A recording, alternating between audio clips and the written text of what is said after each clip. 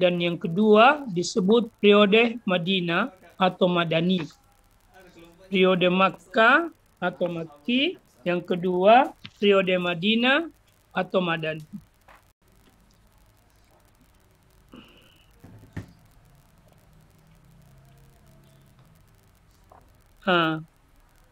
Untuk bisa mengetahui periode Makkah, ayat ini atau surah ini masuk dalam kategori Makki atau Madani, itu ada 3 definisinya. Ada 3 pengertian. Pertama, surah ayat atau surah itu disebut Makki karena ia diturunkan di Makkah. Diturunkan di Makkah. Jadi dilihat dari segi tempat turunnya. Jadi dilihat dari segi tempat turunnya, ayat itu ada 2. Ada yang turun di Mekah dan ada yang turun di Madinah.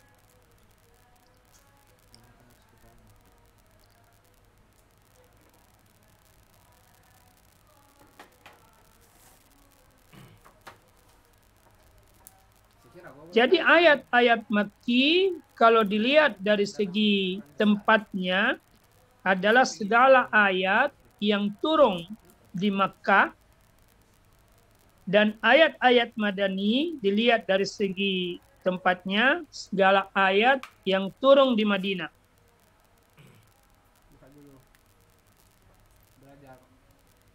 Misalnya Arafah, ayat yang turun di Arafah, ayat turun di Hudaybiyah, itu semua masuk dalam kategori Makkiyah.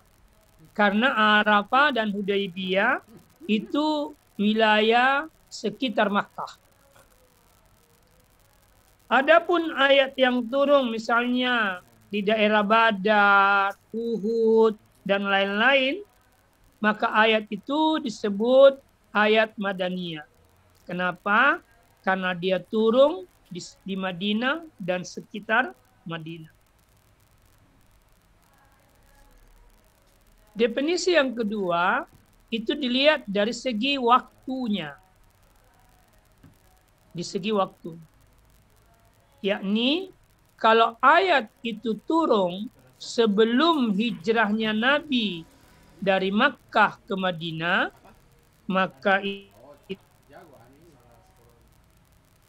Makkiyah. Ayat dan surah Makkiyah.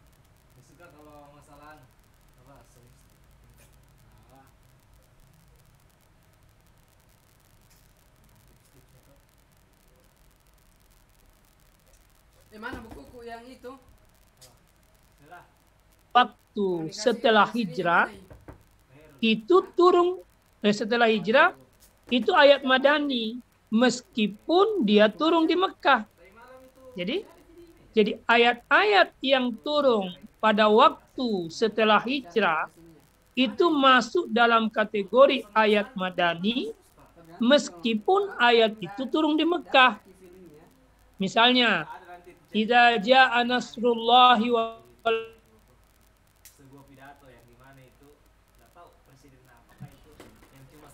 dinilai afwaja dan seterusnya.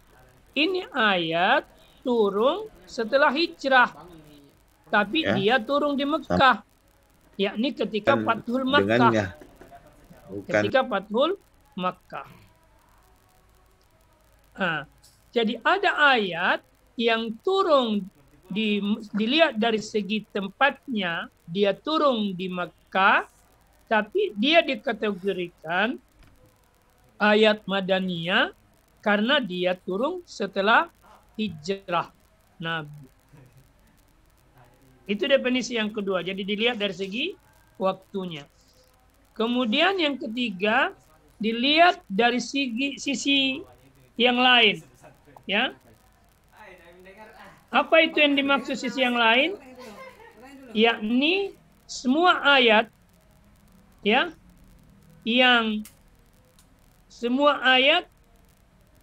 yang berbicara atau yang pembicaraannya kepada penduduk Makkah dan sekitarnya, maka dia disebut Makki. Sementara segala ayat yang pembicaraannya ditujukan kepada penduduk Madinah dan sekitarnya, maka itu adalah ayat Madani. Misalnya gini, kalau ada ayat yang bunyinya ya ayyuhalladzina amanu, ya, maka ayat itu turunnya di Madinah, maka dia masuk dikategorikan Madani. Karena waktu di Mekah itu masih dipanggil, belum dipanggil dengan kalimat amanu, hai orang-orang yang beriman, tapi masih dipanggil dalam kalimat ya ayyuhan nas, wahai manusia. Jadi kalimat ayat-ayat ya ayyuhan nas itu adalah panggilan secara umum manusia, itu termasuk dalam kategori ayat-ayat Makki.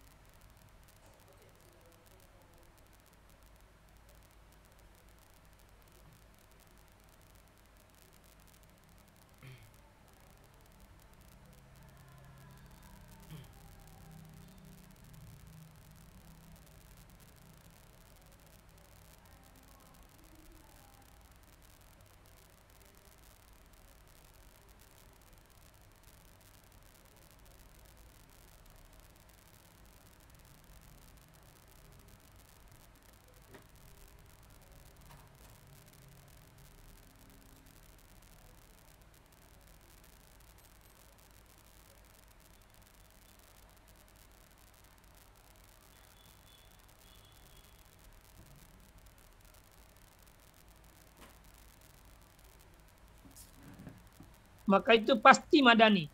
Karena di Makkah tidak ada orang munafik. Di Makkah itu hanya dua, Islam, musyrik, dan kafir. Hanya tiga itu. Kalau di Madinah sudah ada kafir, sudah ada syirik, dan sudah ada munafik dan orang yang beriman. Maka ayat-ayat munafik itu menjadi ciri-ciri ayat-ayat Madani. Kemudian ayat-ayat tentang kesyirikan atau yang mengandung kata kalimat an-nas itu adalah ayat-ayat Makki. Ya, itu definisinya. Sekarang kita lihat ciri-cirinya. Bagaimana ciri-ciri Makki dan bagaimana ciri-ciri Madani. Tadi sudah dibilang, setiap ayat yang didahului dengan ya ayuhan nas, maka itu Makki. Itu ciri pertama. Setiap ayat yang didahului dengan ayuhan nas, maka dia itu ayat Makki. Kecuali ada ayat di dalam surah 22, surah Al-Hajj ayat 1. Di situ ia ada kalimat ya ayuhan nas, sedangkan ia turun di Madinah, maka dia disebut Madani. Jadi dia turun di Madinah, maka dia sudut di dalam surah Al-Hajj ayat pertama itu ada kalimat ya ayuhan nas. Nah, kalimat ya ayuhan nas ini secara umum itu masuk dalam ciri-ciri Makki, tapi tidak semua ya ayuhan nas itu adalah ayat Makki. Buktinya ayat 21 surah Al-Hajj itu menggunakan ya ayuhan nas, tapi dia turun di Madinah. Ya. Ciri yang kedua, setiap ayat atau surah, setiap surah atau ayat yang menggunakan huruf muqatta'ah. Tahu enggak huruf muqatta'ah? Sin, alif lam mim, alif lam ra. Itu ada sekitar kalau saya tidak salah 29 surah gitu ya. Itu semua adalah ayat Makki. Jadi seluruh surah yang didahului dengan huruf-huruf seperti itu adalah ayat Makki. Kecuali dua surah. Jadi selalu ada pengecualian. Surah apa? Surah Al-Baqarah dan surah Al-Imran. Dia didahului dengan huruful muqatta'ah, tapi kedua surah ini tidak masuk dalam kategori ayat Makki atau surah Makki, tapi dia masuk dalam kategori surah Madani. Apa yang dimaksud dengan huruful muqatta'ah? Huruf yang dibaca secara terpotong-potong atau terputus-putus. Alif,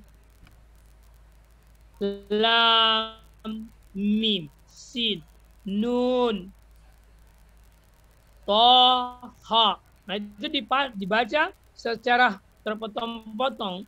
Makanya disebut muqatta'ah. Qata'ah itu memotong. Muqatta'ah yang terpotong. Jadi dibaca secara terputus-putus. Itu ciri yang kedua.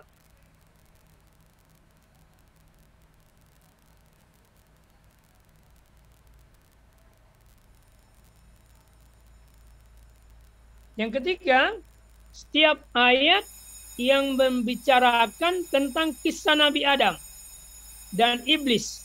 Kisah Nabi Adam dan iblis atau setan. Itu masuk dalam kategori ayat Makkiyah, ayat Makkiyah, kecuali kisah Nabi Adam yang ada dalam surah Al-Baqarah, itu Madani. Jadi selalu ada pengecualiannya. Saya ulang, setiap ayat yang berbicara tentang kisah Nabi Adam dan terkait dengan iblis atau setan, itu Makkiyah. Kecuali ayat yang terdapat di dalam surah Al-Baqarah. Misalnya, wa iz qala rabbuka lil malaikati isjudu li adama fasajadu illa iblisa. Ini bukan Makki, meskipun bicara tentang kisah Nabi Adam dan iblis, tapi dia masuk dalam kategori Madani. Jadi selalu ada pengecualian.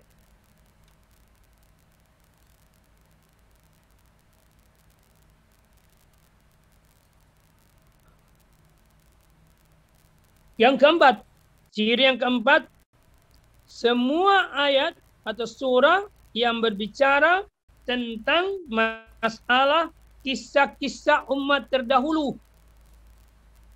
Kisah-kisah umat terdahulu. Maka pada umumnya itu masuk dalam kategori ayat-ayat Makki. Masuk dalam kategori ayat-ayat Makki. Jadi kisah-kisah umat terdahulu yang ditambah dengan informasi azab dan siksaan itu termasuk dalam kategori ayat-ayat Makki. Ciri yang kelima adalah ayat atau surah yang turun di Mekah itu ciri-cirinya pada umumnya pendek-pendek, ringkas.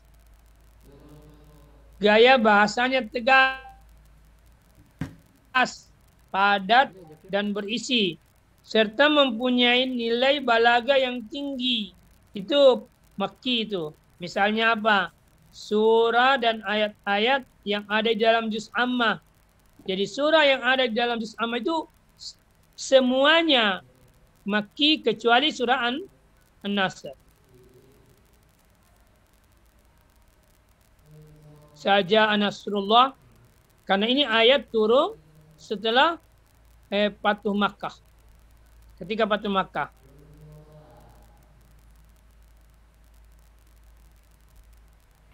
Perlu saya tegaskan bahwa ciri-ciri yang saya sebutkan tadi itu tidak mutlak, karena tidak hanya berlaku umum, tapi ada ayat-ayat khusus yang menggunakan ciri-ciri itu tapi dikategorikan sebagai ayat-ayat Madaniyah. Ciri ayat-ayat Madaniyah antara lain. Jadi tadi Makkiyah ciri-cirinya apa, sekarang Madaniyah apa ciri-cirinya? Tadi sudah disebutkan ya, yang menggunakan kata ya ayyuhalladzina amanu, maka itu dikategorikan ayat-ayat Madani.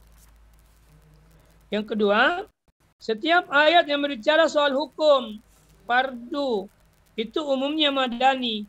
Karena persoalan hukum itu dibicarakan setelah Nabi hijrah. Jadi ayat-ayat yang terkait dengan hukum atau kewajiban-kewajiban fardhiyah itu dimasukkan dalam kategori ayat madani. Yang ketiga, ciri yang ketiga adalah ayat surah-surah yang panjang-panjang itu masuk kategori madani.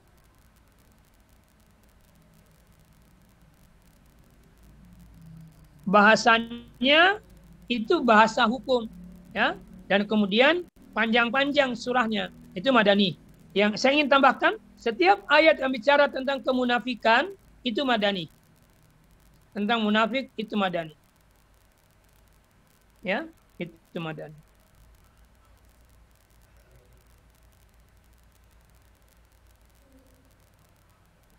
Nanti Anda bisa lihat di tentang secara lebih rinci, Anda bisa lihat di kitab Mu'jam Mufahras li Alfazil Quran.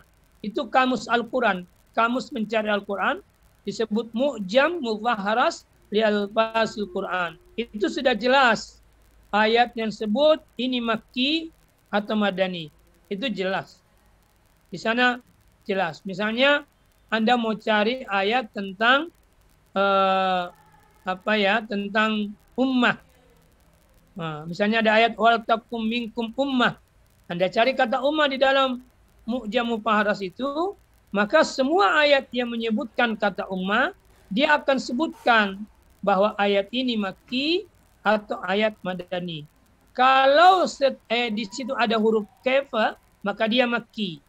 Tapi kalau dia menggunakan huruf mim, maka dia Madani. Itu bedanya. Kalau Anda punya buku Mu'jam Mufahras li Alfazil Quran.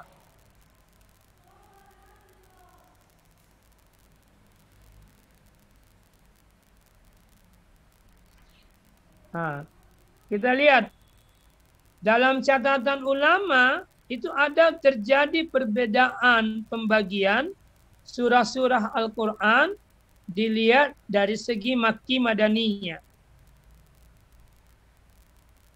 Ya, nah, dalam kategori surah Makkiyah ingat itu ada 20. Atau kita lihat dulu ya, yang termasuk dalam kategori surah Madaniyah itu ada 20 surah. Yang disepakati ya, yang disepakati Madani oleh ulama ada 20 surah. Misalnya Al-Baqarah, Ali Imran, An-Nisa, Al-Maidah, Al-Anfal, ya, Al-Hujurat, Al-Hadid, ya, kemudian apalagi Al-Hasyr, kemudian Al-Mumtahanah, ya, kemudian At-Taubah, An-Nur, Al-Ahzab, Muhammad, Al-Fath, Al-Jumu'ah, Al-Munafiqun, At-Talaq, At-Tahrim, dan An-Nasr. Itu saya tadi disebut An-Nasr. Itu Madani semua itu. Itu disepakati. Ya. Jadi saya tadi katakan An-Nasr itu dia turun setelah hijrah, tapi dia turun di Mekah, karena itu dia dikategorikan Madani, bukan Makki. Meskipun dia turun di Mekah, ayatnya pendek, tapi dia masuk dalam kategori Madani. Jadi saya ulang, ada 2 surah yang disepakati masuk dalam kategori Madani. Surah Al-Baqarah, Ali Imran, An-Nisa, ya, kemudian Al-Maidah, Al-Anfal, Al-Hujurat, Al-Hadid, ya, kemudian Al-Hasyr, Al-Muntahanah.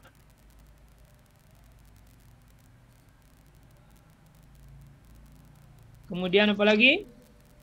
At-Taubah, An-Nur, Al-Ahzab, Muhammad, Surah Al-Fath, Al-Jumu'ah, Al-Munafiqun, At-Talaq, At-Tahrim, dan An-Nasr. Sedangkan yang diperselisihi, maksudnya yang diperselisihi itu ada yang mengatakan ini Makki, ada yang mengatakan ini Madani.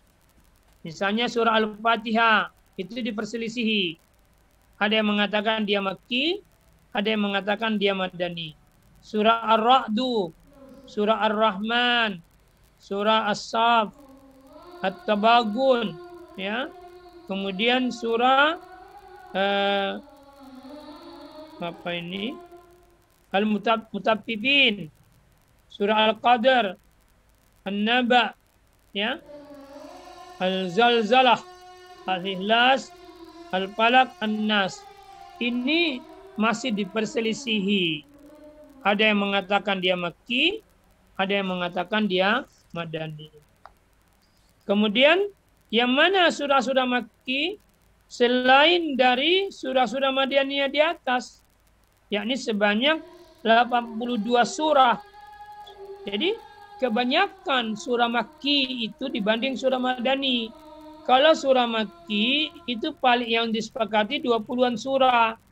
Yang masih diperselisihi ada 12. Jadi kalau kita mengatakan semua yang 12 ini Makki, Madani, maka surah yang Madani itu ada 32. Sementara surah Makkiyah itu ada 82. Misalnya surah Al-An'am, ya. Surah Al-An'am itu Madani, ya. Kemudian surah Al-Maidah, Al-A'raf itu Madani.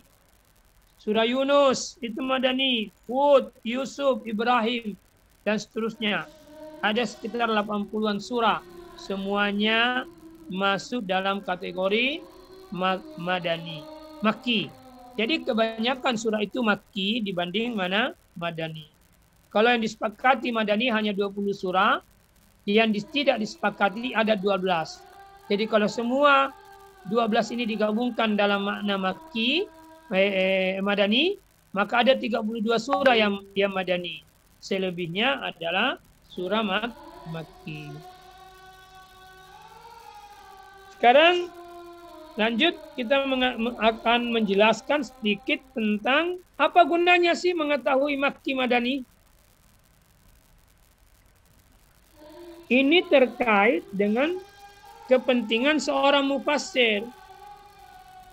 Kegunaannya mempelajari materi Makki Madani itu pertama adalah membantu seorang mufassir untuk dalam menafsirkan ayat-ayat Al-Quran dengan penafsiran yang baik dan benar. Oleh karena itu dengan mengetahui peristiwa-peristiwa turunnya, para mufassir dapat memahami secara mudah dan lebih jelas kandungan ayat tersebut.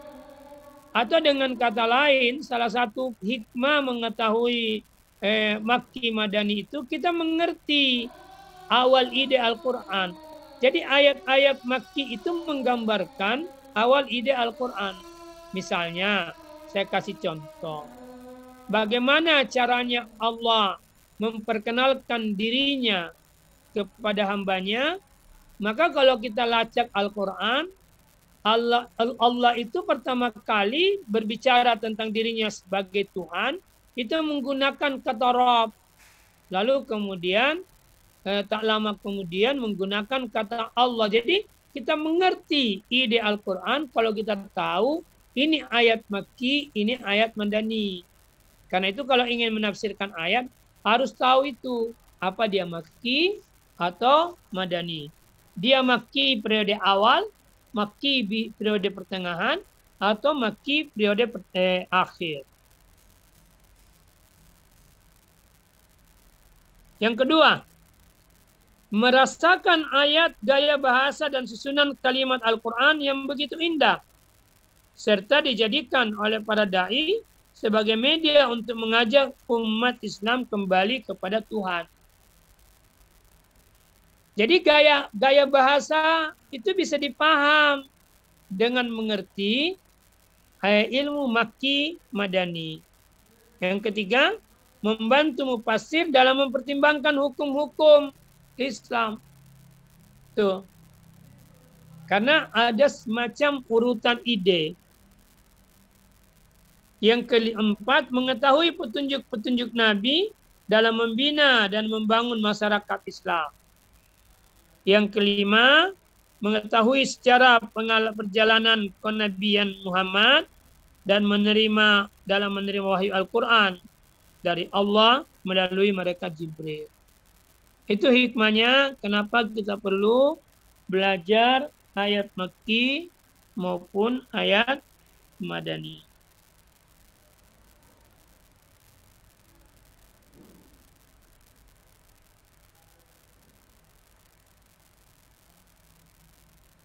Dipaham enggak? Ustaz, apa nih Ustaz? Yang kelima tadi apa Ustaz? Ketinggalan. Yang kelima, mengetahui sejarah perjalanan kenabian Muhammad. Jadi mengetahui sejarah perjalanan kenabian Muhammad sallallahu alaihi wasallam ya dalam menerima wahyu Al-Qur'an dari Allah Subhanahu wa taala lewat malaikat Jibril.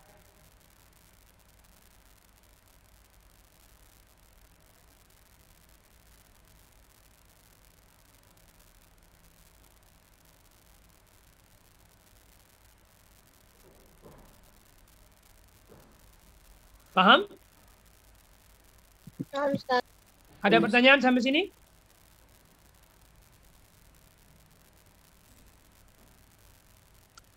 Afwan Ustaz, izin bertanya. Ya, silakan. Hasna. Kan tadi dijelaskan Ustaz ciri-ciri surah Madaniyah dengan surah Makkiyah. Nah, di antara ciri tadi kalau saya tidak salah, di antara ciri surah Madaniyah itu menceritakan tentang masa lalu. Contohnya nabi-nabi sebelum Nabi Muhammad SAW. Nah, kemudian Makki itu atau Madani? Makki Ustaz. Ya, Makki, betul. Kemudian disebutkan lagi bahwa ciri-ciri surah atau ayat Madaniyah itu ciri-cirinya lafadznya panjang, ayatnya panjang, surahnya panjang. Surahnya panjang, surah panjang. Nah, kemudian bagaimana menyikapi surah Al-Baqarah, Ustaz? Kenapa? Tadi disebutkan bahwa dijustifikasi bahwa surah Al-Baqarah itu surah Madaniyah karena surahnya panjang, disepakati sama ulama. Nah, sedangkan di beberapa ayat di surah Al-Baqarah itu menceritakan tentang masa lalu, masa lampau, seperti ceritanya Nabi Musa alaihissalam. Iya, itu makanya saya tadi katakan itu surah Al-Baqarah ada pengecualian. Kan tidak semua dalam surah Makki itu bicara tidak semua dalam surah Madani tidak ada pembicaraan tentang umat terdahulu, ada saja tapi sedikit. Makanya di situ ada semacam pengecualian. Berarti surahnya dicirikan sebagai Madani, ayatnya tetap Madaniyah yang bercerita tentang masa lalu atau ayat tersebut tetap Makkiyah, Ustaz? Betul. Jadi terkadang di dalam surah Makki ada ayat Madani. Iya. Jadi terkadang juga di dalam surah Madani ada ayat Makki. Makanya yang paling bagus itu untuk menentukan Makki dan Madani itu langsung lihat di Mu'jam Mufaharas di Al-Fasil Quran. Ustaz. Ya, jadi di situ sudah pernah lihat Mu'jam Mufaharas? Belum pernah, Ustaz. Belum ya, saya kasih lihat dulu ya.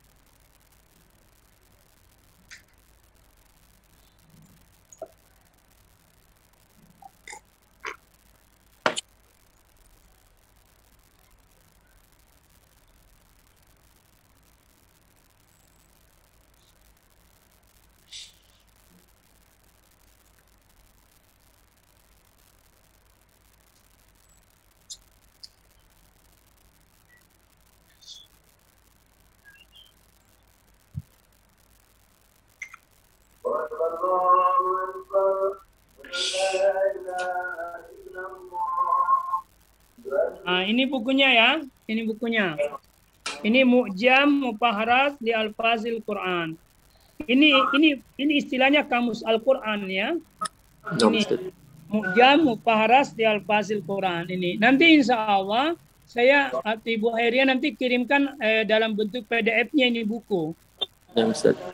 Nah, ini caranya misalnya, caranya menggunakan ini kitab.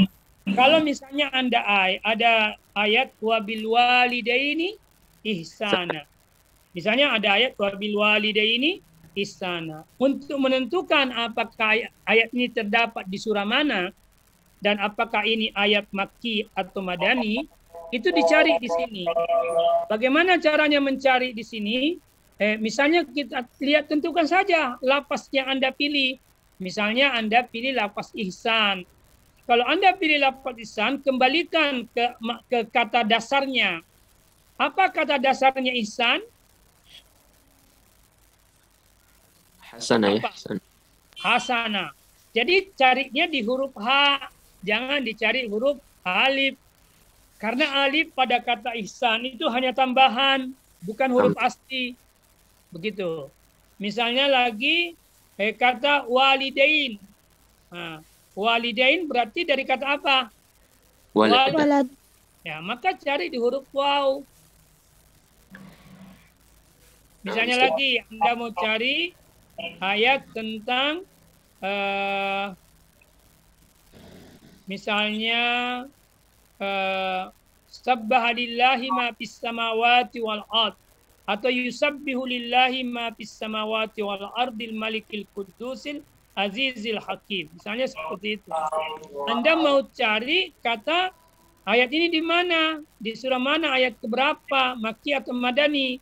Maka Anda harus cari, misalnya ambil pilih lafaz sabbaha yusabbihu. Maka yusabbihu mudareknya, huruf aslinya adalah sin, ba, dan ha. Maka cari di kata sabaha. Paham? Itu Ustaz, berarti justifikasi Madani Makkinya pada kata perkatanya Ustaz, di dalam mu'jam tersebut Ustaz. Dalam satu ayat. Dalam satu ayatnya. Ustaz. Iya, bukan kata berkata. Tapi kata berkata tadi, itu cara menggunakan mu'jam itu. Jadi nanti kalau dia disebutkan ayat itu di situ, misalnya ya, tadi kata, misalnya kita ambil satu ayat yang terkait dengan al-masir, misalnya kata yang terkait dengan dabahan, ya, atau apa, atau kata apa ya, misalnya kata darabah, di situ kan ada ayat walillahi apa ini, wa auhayna ila Musa nistasqahu qaumuhu, ya, an adrib bi asakal hajar, anidrib bi asakal hajar. Misalnya kita ambil kata idrib, berarti kita cari di kata darabah.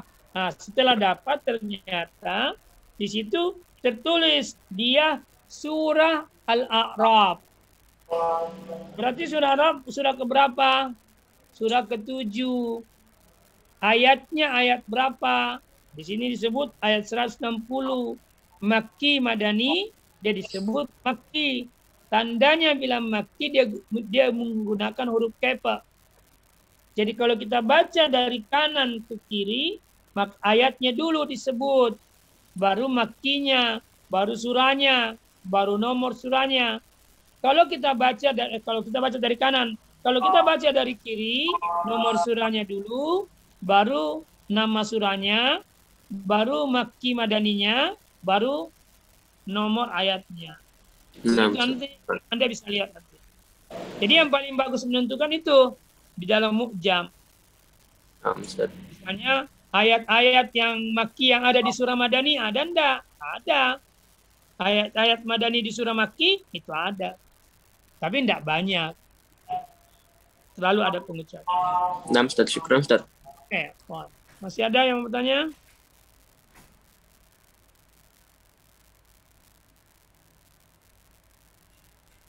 Ada?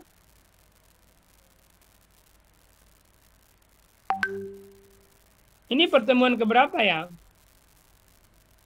Ke-7, Ustaz. Ini sudah ke-7? Iya, Ustaz.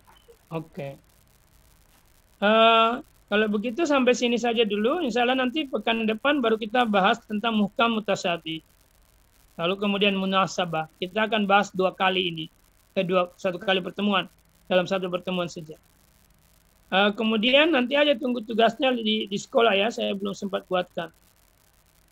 Saya kira ini saja dulu. Terima kasih. Assalamualaikum warahmatullahi wabarakatuh. Waalaikumsalam warahmatullahi wabarakatuh. Jangan tidak mencatat ya. Anda harus punya catatan ya. Anda harus punya catatan. Kemudian Anda baca di Mabahis fi Ulumil Qur'annya manukatan itu juga bisa. Anda cari manukatan itu sudah diterjemahkan. Anda baca terjemahannya lah. Tema-tema yang kita sudah bahas. Supaya nanti di ujian mudah gitu ya. Terima kasih. Assalamualaikum warahmatullahi wabarakatuh. Waalaikumsalam. Betul. Waalaikumsalam.